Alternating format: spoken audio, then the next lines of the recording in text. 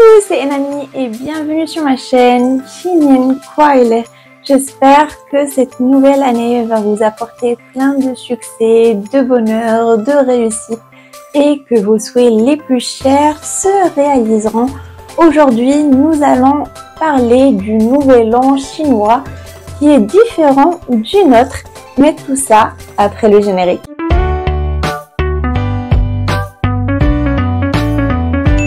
Contrairement à nous, la date du nouvel an chinois varie chaque année parce que c'est calculé en fonction du calendrier lunaire chinois et c'est précisément dans la ville chinoise de Nanking, dans l'observatoire de la montagne Purkrou est définie cette date.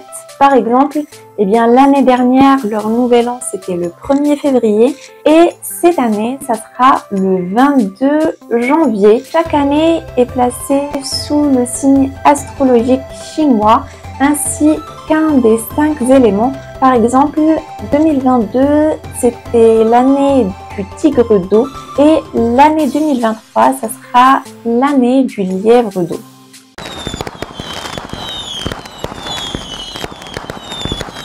Contrairement à ce que son nom l'indique, le nouvel an chinois n'est pas fêté qu'en Chine, mais dans plusieurs pays d'Asie, notamment la Malaisie, les Philippines, et ça provient de la légende chinoise de Nian.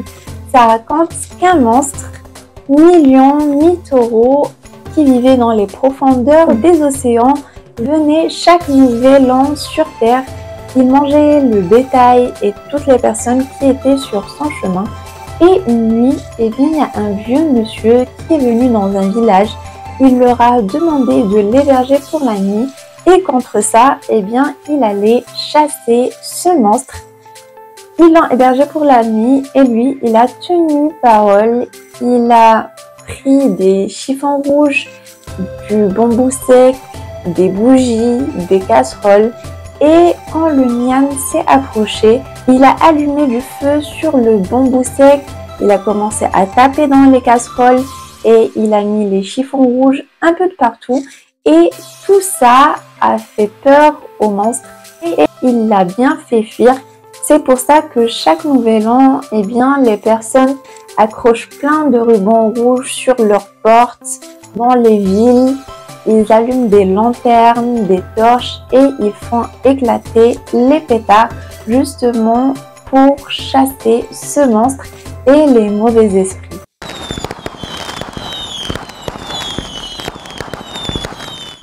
Pendant cette période de fête, il y a des plats bien spécifiques qui sont cuisinés et chaque ingrédient a une signification bien précise. Par exemple, le poulet entier apporte la santé, les nouilles apportent la longévité, le poisson est synonyme d'abondance et les raviolis le bonheur de la réunion familiale. Et traditionnellement, le repas est conclu par le nyonggo, qui est un gâteau de riz qui est censé apporter de la prospérité pour la nouvelle année.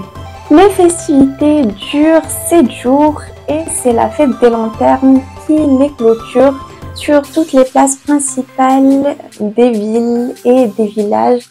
Il y a des lanternes avec du papier rouge et c'est là qu'a lieu la fameuse danse du dragon qui est censée symboliser force et bravoure. Voilà, c'est tout pour cette vidéo, j'espère qu'elle vous aura plu. N'hésitez pas à me dire en commentaire ce que vous pensez de cette fête. En tout cas, moi, elle m'a vraiment donné envie d'aller en Chine pour fêter leur nouvel an avec eux. Moi, je vous invite à lâcher un pouce bleu, à vous abonner et activer la petite clochette pour m'encourager. N'hésitez pas à me suivre sur Instagram aussi. Et moi, je vous donne rendez-vous comme d'habitude samedi prochain. Soyez au rendez-vous.